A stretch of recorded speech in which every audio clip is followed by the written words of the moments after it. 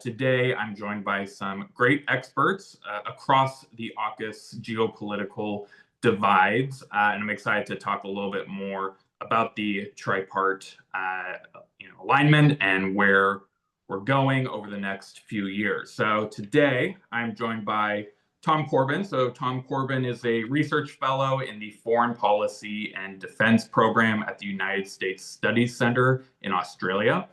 His research focuses on U.S. Indo-Pacific strategy, regional strategic dynamics, defense industry and technology issues, and alliance modernizations trend. I'm also joined by Alexander Gray. Alex is the Chief Executive Officer of the American Global Strategies, LLC, an international strategic advisory firm that he co-founded with former U.S. National Security Advisor Robert O'Brien. Mr. Gray most recently served as Deputy Assistant to the President and Chief of Staff to the White House National Security Council. And I'm also joined by Dr. Emma Salisbury. She's a non-resident fellow here at the Foreign Policy Research Institute, maybe our most recent fellow. And she's with our National Security Program. Additionally, she's an associate fellow at the Royal Navy Strategic Studies Center in the United Kingdom and contributing editor at War on the Rocks. And so I want to thank you all for being here. I want to thank our attendees for watching. I also want to thank our donors and board members who make these events possible. If you're interested in contributing to our mission, you can go to our website, fpri.org, and also you can find our research and events there as well. So I want to talk a little bit about just the structure of AUKUS. And so I'm going to give a little bit of an overview of what actually is AUKUS, what it entails. And so there's two core pillars to the initiative between the US, the UK, and Australia. So first pillar, it regards nuclear-powered submarines. And so that is where the US and the UK will help Australia acquire nuclear-powered submarines, SSNs. Major milestones is kind of three different sections of it. The US and UK will start by rotating submarines through Western Australia. And then in the 2030s, Australia will purchase 3 to 5 US Virginia-class submarines. And then in the 2040s and moving forward, Australia and the UK will co-build the SSN AUKUS, a new class of attack submarines, and will be used with UK design and US technology, as well as UK or Australia contributions to the AUKUS class as well. And then as part of AUKUS Pillar 1, Australia pledges to do billions of dollars in investments in both the US and UK submarine shipyards and capacity to help meet production demands, and will help with workforce, shipyard upgrades, and then component supply chains. AUKUS Pillar 2 is focused on advanced capabilities. So these are collaborative development efforts on emerging technologies like artificial intelligence, quantum computing, undersea capabilities, and cybersecurity, among other things. These are not sequential, so they're supposed to be being pursued actively at both time, not one after the other. But what brings us to this conversation today is that there's been reporting that the Pentagon is basically doing a review of AUKUS, and reports kind of range on whether this is a procedural review for a new administration or if this is something more deep. But the reports indicate that Undersecretary Bridge Colby is kind of leading the AUKUS review and assessing how AUKUS fits into U.S. priorities, especially under this new administration.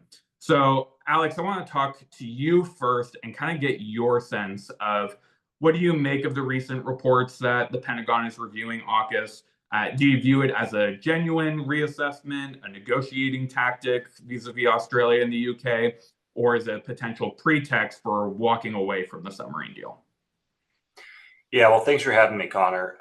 Look, I think the reality of where we are with this review, and I probably should preface this, as a longtime friend of Bridge Colby's and a former colleague. I certainly don't speak for him or for anyone in the U.S. government. Speak only for myself at this point.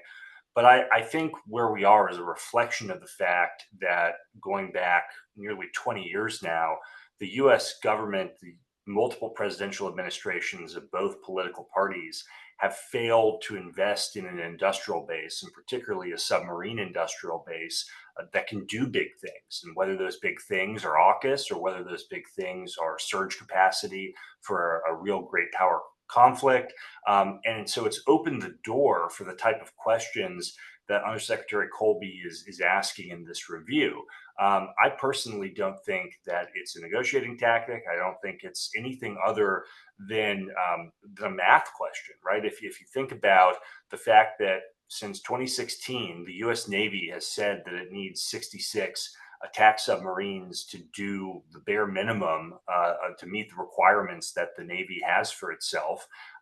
And you have at any given time, you probably have something closer to 30 to 40 submarines that are actually able to be deployed and to be operational. That's just a math problem, and we have a math problem that you look at the industrial base. We've been trying to have 2 Virginia-class submarines a year, and because of political dysfunction in Congress, budget dysfunction, going back to the sequestration of the early 2010s, and you add in additional issues that we have with the surety of contracts that make it in workforce constraints. We should be building at least 3 Virginia-class a year. We're struggling to build 2. The number of the Navy's requirements are only growing. Our ability to meet them is shrinking. So, of course, over time, we're going to have questions about our ability to do big, bold initiatives like AUKUS when we can barely do the bare minimum the Navy requires. So I don't think that we can talk about this in more detail. I think the basic where we are is basically at some point the bill has to be paid for the failures of multiple US administrations to do the hard work of tending to our industrial base. And the undersecretary is looking at that bill, and he's now it's coming due potentially on his watch. And so he's asking the tough questions about how do we square the circle to meet all of the demands that we have for the Navy and for the industrial base. Yeah, to follow up on that, a component of the AUKUS agreement is Australian investment in US and UK submarine building capacity and submarine shipyards. Do you feel like there should be a bigger ask on Australia to support US submarine shipyards? I mean, the problem with submarine shipyards is, it's a money issue kind of, but it's also a workforce issue. It's a capacity issue. In fact, we just need more shipyards, not more money into the shipyards we have. How do you assess, that contribution that Australia is going to make versus what you talk about is like, we just need more of these submarines? Yeah, to me, it's less of an issue of Australia or the UK contributing to this initiative, particularly to the shipyard industrial base. It's the fact that Congress, we have so many shutdowns and irregular appropriations and continuing resolutions that the U.S. industrial base doesn't have the surety of funding and supply to be able to budget and program for the type of long-term contracts that we need, which means it's hard to retain the workforce, and we have other issues with workforce. But just with the very basic, the most basic element is that if you can't budget for the long term or even the medium term, you can't retain a workforce. And so we don't even have shipyards that want to make an investment or can make an investment as a business case in additional dry docks and additional wharfs and all the infrastructure that you need if you want to grow beyond less than 2 Virginias a year. So to me, this is less about what we're asking our Australian friends to do. This is a US domestic political problem that we need to solve for a lot of reasons, not just AUKUS. Yeah, and I think the fact that, the money issue not being the biggest reason why the US isn't investing as much or creating as many submarines kind of goes to the fact that, is it wise that the US is giving up 3 to 5 Virginia-class submarines, maybe when we need them most? But Tom and Emma, I want to turn to you. Maybe Tom, we can start with you. And, I'm curious about your reactions, but also, like, how is Australia reacting to the Pentagon review? In part, like, yeah, this makes sense. New administration, they want to, just review what's happening and if it fits with their priorities. But, I don't think it escapes anyone that the three leaders that founded AUKUS in September 2021 are all gone, right? And we have new leadership in all three capitals. And Trump certainly is, very different from Biden in a lot of ways in their priorities. So what was Australia's reaction? How do you view, Australia government's reaction to it? Are they nervous or are they more optimistic that AUKUS might come out a little bit stronger on the other side or survive? Yeah, sure. Thanks, Connor. There's a lot there. I'll start with the government piece. I think the general consensus amongst the Australian government community here has been that there's no reason to panic just yet, that this is in fact part of a regular review process that any administration would take with something as large and as symbolic politically and technically as AUKUS has been. Noting, of course, that we have now had a political transition in Australia through which AUKUS has not just survived, but has kind of been expanded and been fully embraced, I would say, by both sides of politics in Australia. But that doesn't mean it hasn't become kind of a point of political contention in the context of the review that's going on. I mean, part of that is because the debate in Australia amongst the broader expert community still remains quite polarized. And I wouldn't say that anything new necessarily came out of the woodwork after the review was announced. We simply had both sides of the AUKUS yay, AUKUS nay debate kind of basically just restating their arguments about why they thought they were right about whether AUKUS would succeed or fail. So on the nay side, the detractors, you had kind of the regular triumphalism about this was always preordained. This was always going to happen with the change of administration in the United States. It's a chance to abandon AUKUS before Australia sunk too much money into it. It shows that the United States can't be trusted. And they pointed to Undersecretary Colby's kind of history of expressing doubt about whether the United States has the industrial capacity, to go to Alex's opening remarks, to actually follow through on AUKUS and meet not only US demands, but also Australian demands. Actually, maybe to qualify what I said earlier about there not being a new point, it has raised an interesting question, I think, in the Australian community about the lack of a plan B in case AUKUS does fall through. Plan B was kind of a symbol of a broader debate in Australia when the first Trump administration came to power, actually, about what Australia's broader strategic options were. And I have seen the term revived loosely in the context of the AUKUS review to discuss, does Australia have a plan B, so to speak, for its future submarine capability. But I think there is also a subtext there about what Australia's broader strategic options are in a more multipolar Asia. On the positive side of the ledger, or the yay side of the AUKUS ledger, the government and the broader pro-AUKUS community have been fairly calm, as I said. Nothing unexpected of a new government in the United States, reflective of legitimate concerns, not just in the United States, but also Australia, about Australia's capacity to take on a nuclear-powered submarine capability, but also to achieve its wider defense policy goals, particularly on the defense spending side of things. There has been a growing concern in the Australian community, I would say, over the last 18 months, that there is a growing risk that AUKUS will essentially end up cannibalizing the rest of Australia's defense budget unless we end up expanding the capacity for Australia to finance not only its SSN capability, but also its wider force structure. Maybe just the last thing I'll say before I wrap up is that part of the problem, I think, in the Australian context is that because of the broader context in which the review has been announced, with tariff negotiations, with additional pressure from the administration, not just on Australia, but also on its broader suite of global allies, including in Asia, to increase defense spending to 3%, 3.5%, 5%. The figure doesn't matter, but to kind of drastically increase defense spending. My feeling is that the AUKUS review has it's kind of become an alliance management discussion, which is, from my perspective, not the right way to look at it. Rather, this should be about an Australian defence resourcing and defence strategy discussion. That is to say that on the alliance management side of things, this is like mainly political, it's mainly geopolitical, and it's kind of papering over a discussion about whether Australia is actually resourcing its national defence requirements adequately, which I think is the more substantial discussion that needs to be had with or without AUKUS, quite frankly.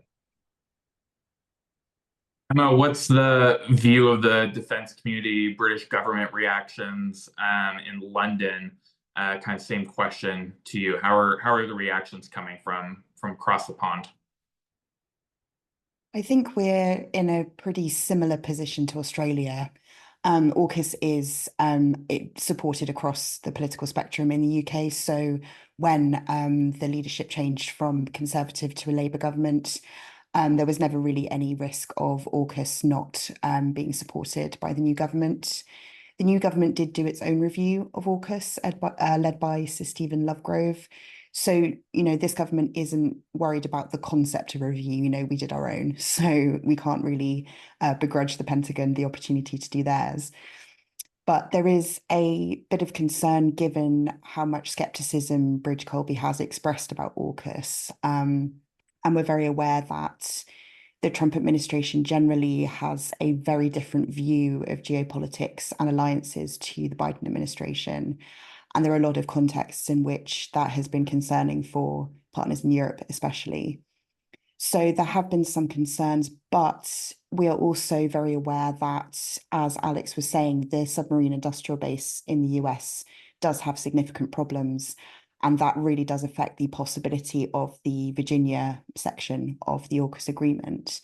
But we should remember that even if the US cannot meet that commitment to selling those Virginia-class submarines to Australia, that doesn't necessarily mean the death of the rest of the agreement. So even if the math problem can't be solved, that's not necessarily the end of the rest of it. Alex, I want to turn to you. So the Pentagon's still, doing their reviews, probably concluding soon. But what questions do you think the Pentagon should be asking as they review AUKUS? And what assumptions do you think they should be testing to get an accurate, picture of how AUKUS is actually doing? Yeah, Emma makes a really important point that we do focus on Pillar 1. We do focus on the delivery of Virginia class. That is not the entirety of the agreement. In some ways, you could argue, and I think I would kind of cautiously argue that Pillar 2 has a longer term, more consequential element to it in some ways than even Pillar 1 does. So, I think being very judicious about how we, to use the old phrase, we don't want to throw the baby out with the bathwater. I think we want to be very, the questions I would want to pressure test would basically be, what are the assumptions for U.S. Navy undersea attack submarine requirements over the next at least 10 years, if not more? What are we able to do in terms of meeting those requirements indigenously? What are we going to be able to do to expand the defense submarine industrial base to meet those requirements, and having a very honest conversation about some of the things that we can't solve for, right? The Pentagon can't make the United States Congress follow a normal appropriations process and appropriate money in an orderly way. The U.S. Department of Defense cannot prevent the Congress from having continuing resolutions that make it very difficult for the private industry to make investments. Congress and the Department of Defense cannot ensure that we have the steady supply of welders and pipe fitters and shipyard workers that we need. Now, they can do things to make it better, but they can't guarantee it, and they certainly can't guarantee it into the 2030s and 2040s. So those are the things we know we can't control. I think we need to look at the things we can control. And that's where I think, Pillar 1 has a lot of questions that probably are not going to be answered in this review. My guess is the review is going to double down on what is the problem set and reiterating things of concern, like the weaknesses of the defense industrial base and the submarine base. And, hopefully there will be more clarity. Last I have seen, and I could be off on this, the numbers of undersea requirements, I have not seen them updated in some time. The last number I saw was 66 when I was in government.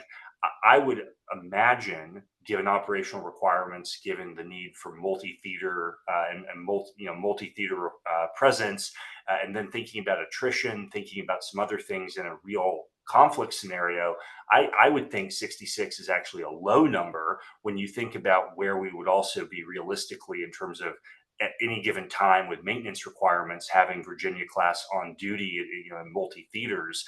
So I would like some clarity on that. I think that would be very helpful in terms of figuring out what is realistic for meeting Pillar 1. And if we need to make some adjustments to it, let's do it now before we get too far along on this process. And the final thing is, going back to Pillar 2, that's something we know.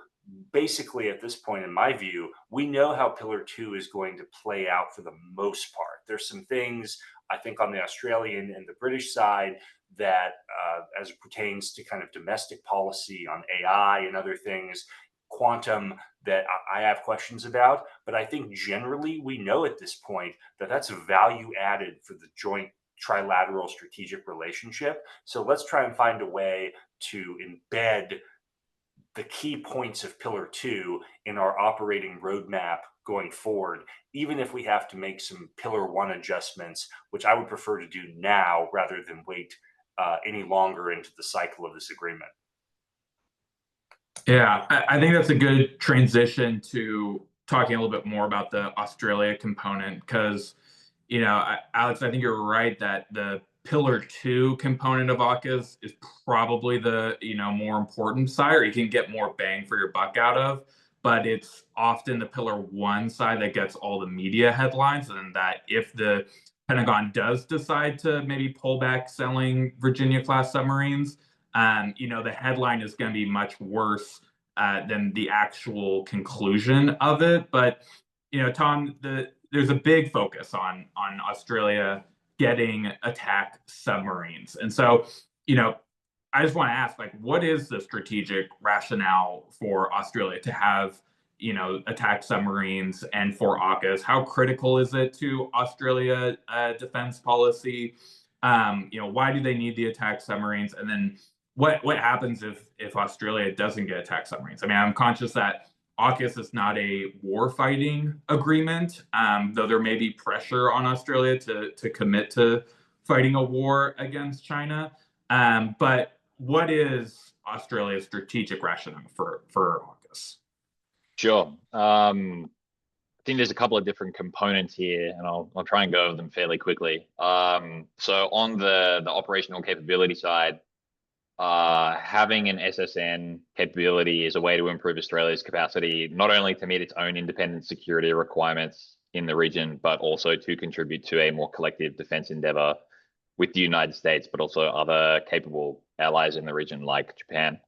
Australia's current submarine capability is primarily kind of a littoral choke point management force that has a comparatively limited range and limited endurance threshold, if you will, compared to a nuclear powered submarine capability that Australia at this stage will still have at some point down the line in the future, which, as I said, will enable Australia to better look after its own immediate regional security challenges as the Chinese military presence in places like littoral Southeast Asia, the Eastern Indian Ocean, Pacific Islands, kind of continues to increase. We recently had the circumnavigation of Australia by a Chinese flotilla, which kind of brought that point home. But will also enable Australia to contribute to coalition operations with the United States and Japan, and perhaps other countries further out into Northeast Asia and into the Western Pacific. So there's the capability side of things. There's the longer term defense industrial integration piece of this, which AUKUS fits into. I mean, a lot of the requirements of getting AUKUS Pillar 1 and Pillar 2 to work, quite frankly, in terms of workforce integration, in terms of export control reform, in terms of cybersecurity standards, in terms of financial security screening, what have you. These are all part of a longer term conversation that Australia has pushed to have with the United States around the conditions and the requirements of broader defense industrial integration. And in that sense, AUKUS isn't new. The nuclear submarine capability is certainly a new expression of trust in Australia on the part of the United States, and a whole new level of commitment in terms of actually getting it done. But a lot of the fundamentals and the basic requirements of sharing technology, of ensuring that we can sell each other the sorts of defense industrial inputs that both of our forces will need in the event of a conflict, or even just to uphold deterrence. A lot of the rationale, a lot of the requirements there remain the same as they ever have. And then the third point, along with the capability in the defense industrial integration side of things, is that AUKUS is in many ways seen as another way for Australia to ensure that there is a long-term US strategic presence in Asia that remains credible. The fact that phase 1 of AUKUS Pillar 1 is essentially a force posture initiative, even if it does have defense industrial integration implications, basically shows that, and this is probably as true as it ever was, but has certainly come home in a new way in this new kind of geopolitical era that we're in, that things like force posture, defense industrial integration, and the whole broader suite of defense cooperation initiatives in the US-Australia alliance context, that at least they're all connected. That is to say that defense industrial collaboration directly feeds into things like force posture collaboration when it comes to basic or deep maintenance, when it comes to battle damage repair in the event that there is a conflict. Those are the sorts of things that are not only essential to ensuring that Australia's submarine force will be able to operate in Asia, but they will also help to ensure that there is a credible US undersea deterrent presence in future years, which directly feeds into Australia's broader strategy of trying to ensure that the US remains engaged in Asia in a way that enables it to continue to play a fundamental balancing role as the region becomes more multipolar. On the question of survival then, I'm less concerned with whether AUKUS, the acronym, survives. But as long as the substance and the kind of the ethos of defense industrial integration remains, whether or not we end up getting nuclear powered submarines, which, I mean, to be clear, I still think that we will eventually, one way or another, ensuring that defense industrial and technology through peace, through initiatives like AUKUS Pillar 2, whether it's called that or not, remain on track, is probably of more fundamental interest to Australia, regardless of the politics of whether the AUKUS initiative as a political entity survives or not. I might be a minority view in that front, because there would be significant political implications, both domestically and geopolitically, if this agreement was to dissolve. But I think if you took a look at the substance of what has already been achieved under the aegis of AUKUS, and what we're kind of in motion to still achieve, notwithstanding the review that's going on, I think there would be a lot of substance there to kind of offset the political cost that might be incurred if it doesn't survive. And I mean, again, to be clear, like, I don't think we're about to see AUKUS disbanded. I want to incorporate an audience question, which asks, does Australia have the human capital to man and operate not only the submarine force, but support the nuclear infrastructure that AUKUS requires? Short answer, no. And that is a common problem, I think, that we share with the United States. I'm less familiar with the UK context, but would welcome Emma's input here. I mean, that's one of the fundamental questions, is whether Australia can build up its domestic workforce capacity to not only maintain nuclear submarines, but to potentially build them under an SSN AUKUS future integrated industrial base plan. We also don't have enough submariners to man the submarines that we already have, which have a smaller crewing capacity than the Virginia class, let alone the SSN AUKUS class would have. And that's reflective of a broader trend across the Australian defence ecosystem, where we simply don't have enough personnel to do all the different tasks that we need them to do. But therein, I think, lies one of the fundamental logic pieces behind AUKUS, which is to integrate the workforces of the three countries to get after challenges. If we can agree on the kind of the sequencing and the prioritization of the different tasks that we have, it also creates kind of difficult questions, I think, around the composition of the workforce in different countries, the ways in which they're vetted, the ways in which they're separated, bifurcated, or integrated with the workforces of the UK and the US. But those are challenges that we're still trying to work through, I think. And to get to the alliance management part of it, the Trump administration, as with many allies, is demanding allies to increase their defense spending to 3.5%, sometimes 5%, which can include infrastructure spending versus just straight defense spending. And, as I think shown across examples, sometimes fighting Trump, whether you're China on tariffs or Harvard University, can sometimes go the wrong way, while engaging Trump, can actually get you a less worse outcome. But, the demand on Australia is no different than a lot of allies. So how much political space does the Australian government have to resist U.S. pressure, if you think that they are resisting U.S. pressure, and still keep AUKUS intact? And then what does the domestic political space for the Australian government, how much domestic support do they have to push back against, demands from Washington, versus kind of appeasing Washington? Sure.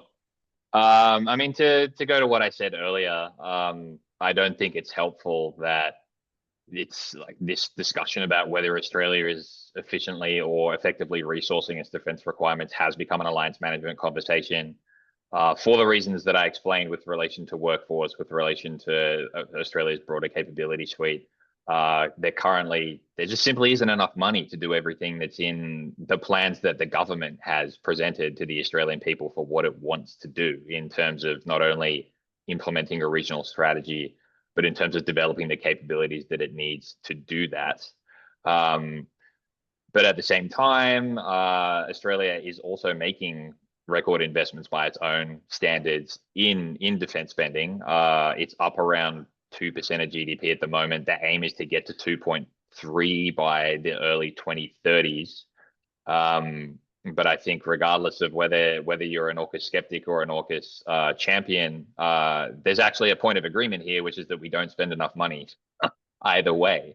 If Australia was to kind of go down a more quote unquote independent defense route without the United States, we would need to spend maybe like 5-6% of GDP on defense.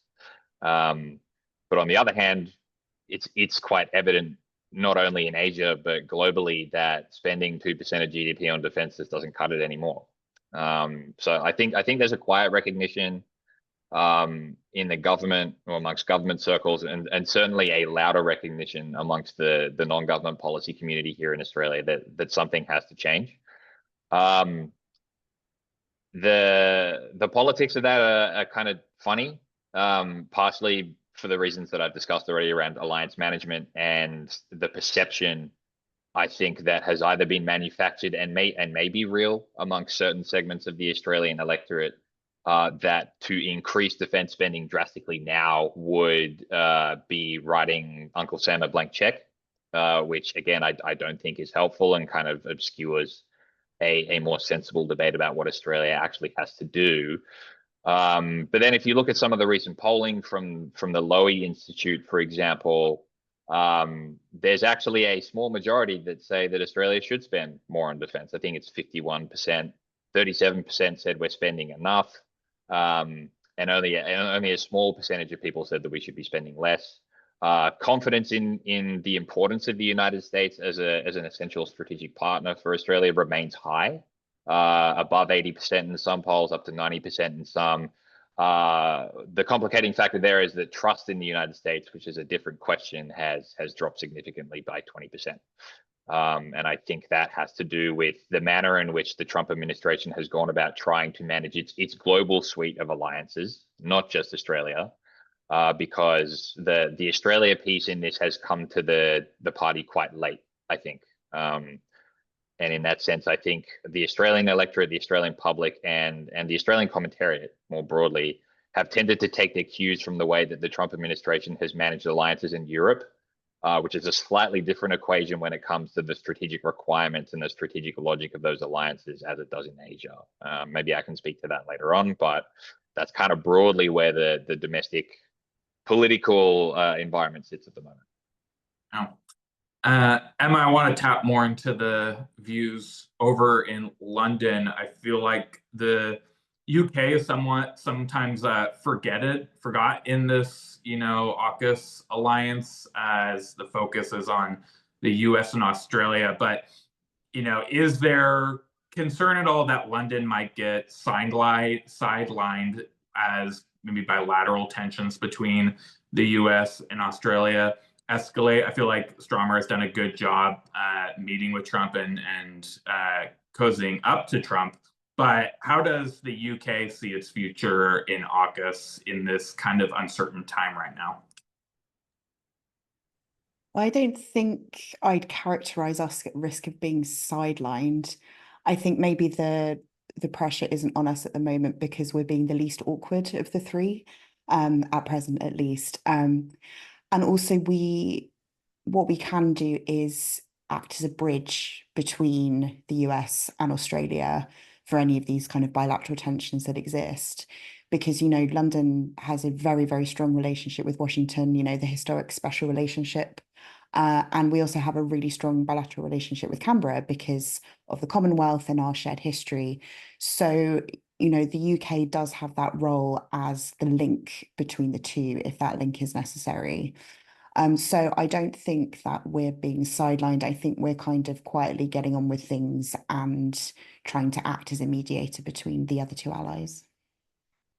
There was recent reporting that some British defense officials came to Washington, met with Bridge Colby, and told them about a deployment of naval ships to the Indo-Pacific. I forget exactly which ones, and that the U.S. defense officials said, "Great, can you turn them around?" According to the reporting, there's a big emphasis on from the Trump administration that the UK and Europe needs to focus on Europe and on European security, and that will essentially allow the US to potentially pivot over to the Indo-Pacific. And so the UK involvement in AUKUS, is it awkward? Like, are UK commitments sustainable considering that, the US wants Europe to focus on Europe?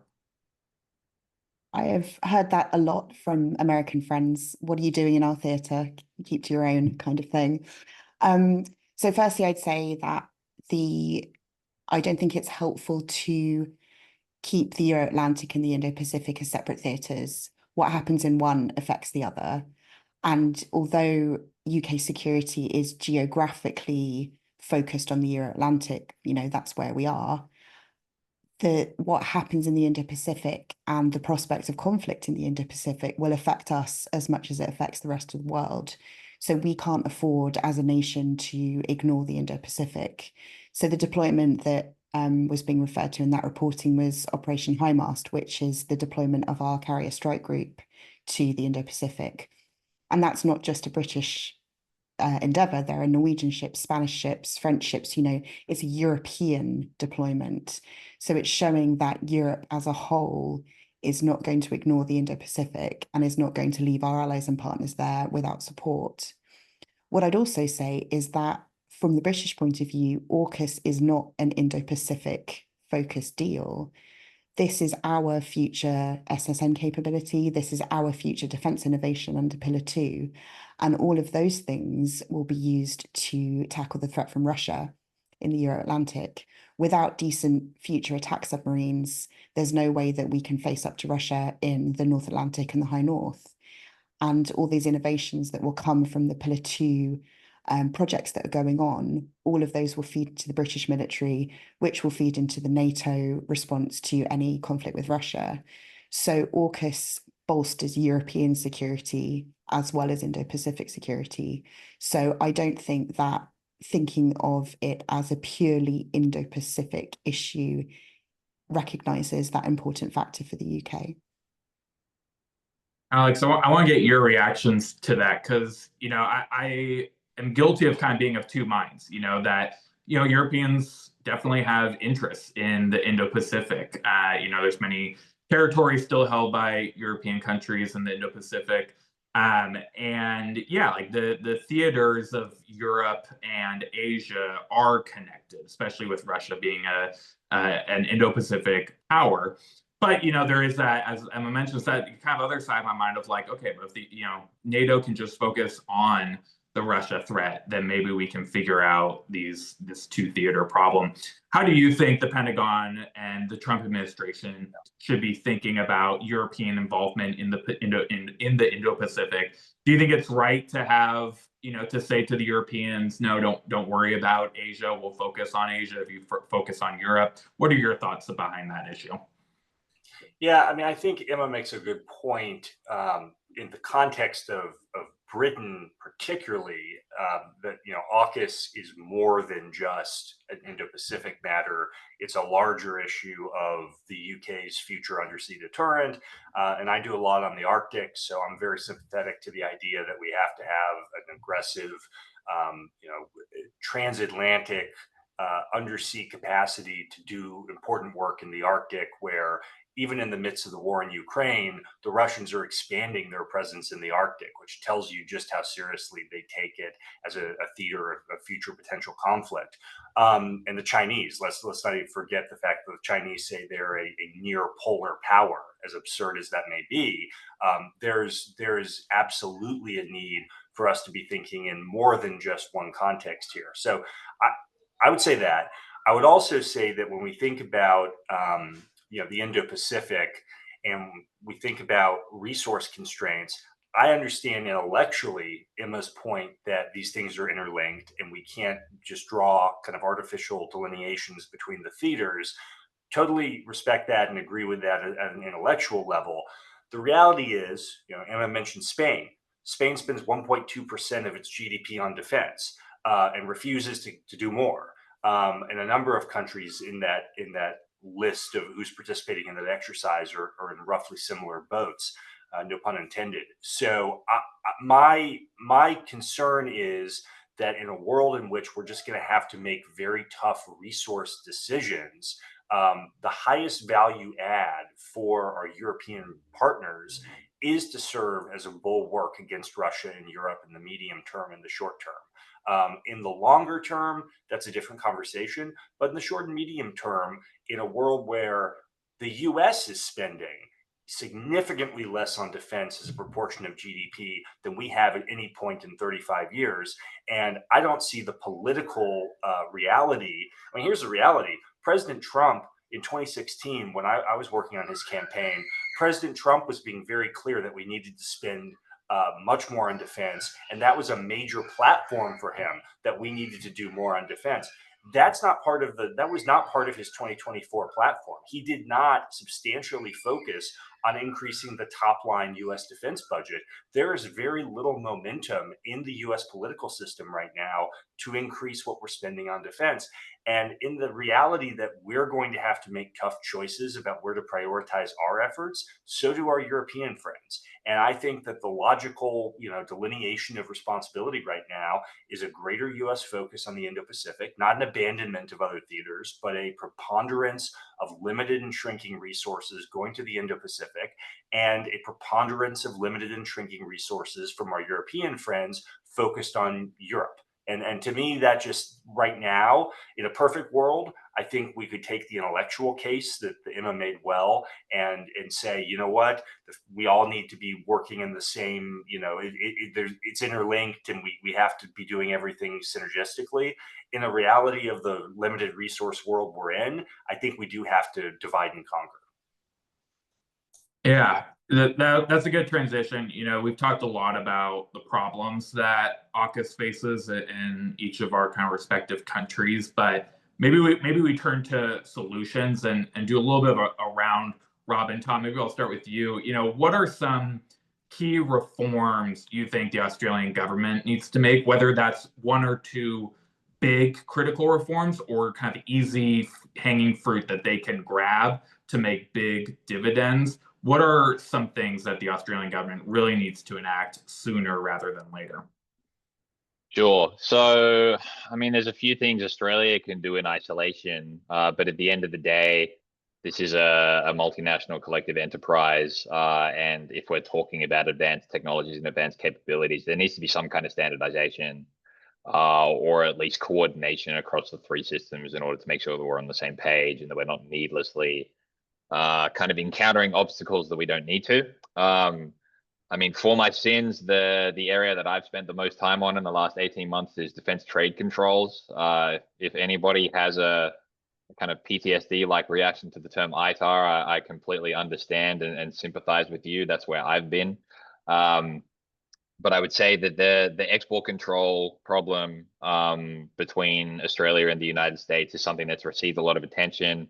It has been improved somewhat through the defense trade control reforms that were passed through the US Congress, and parallel changes that were made to Australia's own defense trade control regulations in late 2024, that will basically enable Australian and US defense entities to transfer a wider range of technologies between one another, and with the UK for that matter, without requiring a license, which normally requires you to go through a process with the State Department or a separate local authority in Australia, and that can take 30 to 60 days.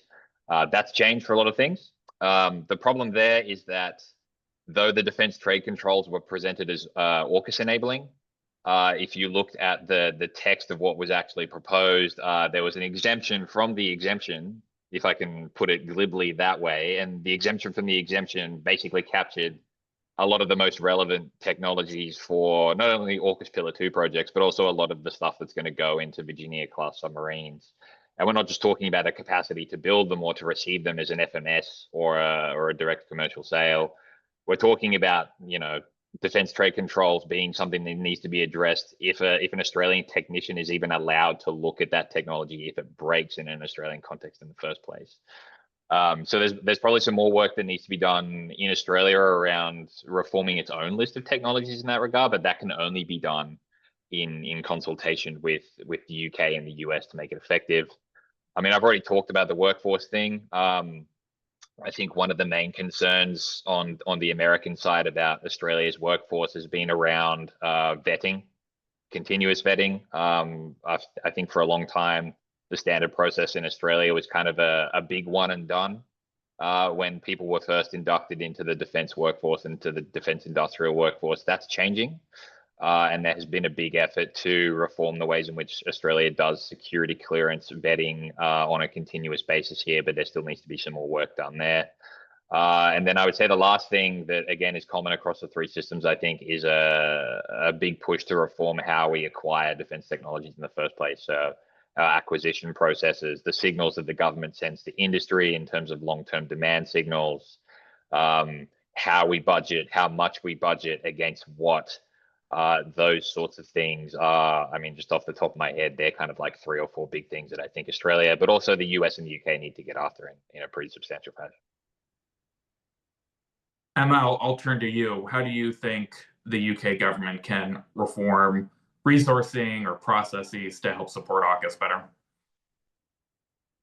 So I think we have really similar problems to Australia in terms of workforce. We're lucky that we already have a a base kind of submarine industrial base that is already building nuclear submarines. So we do have an extant workforce, but that's going to need to increase substantially.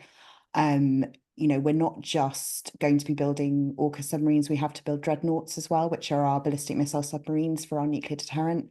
And the same company that's going to build the AUKUS submarines builds dreadnoughts. So there's going to have to be a lot of investment in BAE systems to be able to meet the demand for both, as well as the remaining Astute class attack submarines before the AUKUS ones come in. There's also going to need to be government support down the supply chain. So that's companies like Rolls-Royce who are making the engines, and all the way down that concatenation of suppliers. There needs to be support to modernize production lines, scale up supply chains, and develop the capacity to manufacture things at the scale that will be needed. This is a bit difficult because we don't know how many AUKUS submarines we're going to be ordering. The government's currently saying 7. Lots of people want 12, including myself. So we need to have a decision on that and some really just resilient planning for how this is all going to happen. And that needs to happen in a trilateral basis with the US and with Australia, because, if we don't all help each other with these problems, then they're not going to get solved. So I think the really important thing is to tackle these problems early and tackle them together. Alex? I think you're on mute. So from a U.S. perspective, in terms of things we could do to improve our capacity to contribute to this agreement and to execute it, look, some of this is kind of in the weeds, but we're not going to be able, all the reasons I keep repeating, all the structural and political impediments to having consistent programming and building, we're not going to be able to expect private industry to do what we need it to do by itself. Market forces are not going to be enough. So I think we need to have some pretty substantial industrial policy here from the executive and the legislative branch to make it possible for us to rebuild our defense submarine industrial base. So to be more specific, Defense Production Act Title III has a lot of limitations. This is the kind of premier industrial policy shaping tool that the Congress uses, when the executive branch uses. We need to reform it so that there's really very little upward limit on the type of dollars that can be used. It needs to be basically an implicit subsidy for, we know we need more wharf capacity. We know we need more dry docks. We know we need more submarine sheds. So let's make sure that regardless of whether these are large public companies or not, let's make sure that if they're not going to do it because market forces are keeping them from being willing to do it, the government needs to step in and make sure that that capacity is there. Otherwise, we will have to make alterations down the road to a critical thing like AUKUS. And another key issue, the shipyards will tell you, it's very hard for them to build critical infrastructure for expansion because of the permitting environment in our country. And so, the Congress is likely to do a permitting bill at some point this year as standalone legislation and bipartisan legislation, in addition to focusing on energy infrastructure and some of the things that I know are being talked about for the permitting bill. Let's include defense critical infrastructure like shipyards in that permitting bill to make sure that we can have, in peacetime, without a national emergency, we can build the type of critical infrastructure we need so we don't have to make a decision 10 years from now that we can't execute on Pillar 1. I think I'll leave my last question with you, Alex. Since the Pentagon is considering AUKUS and reviewing AUKUS, if AUKUS is to succeed, how should the U.S. define success in light of U.S. national interests? Yeah, well, the reality is AUKUS has always been both an industrial agreement and a larger strategic agreement. I mean, that's just the reality of it, and you can't you can't disconnect the two, right? Part of this is that these are two of our closest allies in the world, for geostrategic reasons, and we want to have closer integration with them, and industrial cooperation is one form of that integration. So success looks like a closer, more enmeshed cooperation on many levels with Australia and the United Kingdom, primarily in the context of the China competition, but also in the context with Britain of a broader defense of the sea lanes in the Arctic, in the North Atlantic, in the European theater more broadly. Frankly, it's an alliance of English-speaking, culturally aligned, Western-oriented countries with historic ties and cultural bonds. And this transcends just industrial cooperation. And so, I know we get very wedded, and I certainly am guilty of this, to talking about it purely in the context of, of industry and acquisition and procurement. We can't lose sight of the fact that this is the genesis of this is greater cooperation among the Anglosphere in doing something big and strategically significant, which is keeping revisionist powers in check, right? And that's what success looks like. It's keeping revisionist powers in check and greater integration among, in this one particular area, but more broadly in strategic cooperation across the board, greater trilateral integration to do that over the medium and long term. Well, I think that's a great note to end on for tonight. I want to thank you, Alex, Tom, and Emma for joining me for this conversation. I want to thank our attendees for listening and our FPRI members for contributing to our mission. Again, if you're interested in learning more about FPRI, you can find us at fpri.org. But thank you all for attending, and thank you to my panelists for joining me tonight.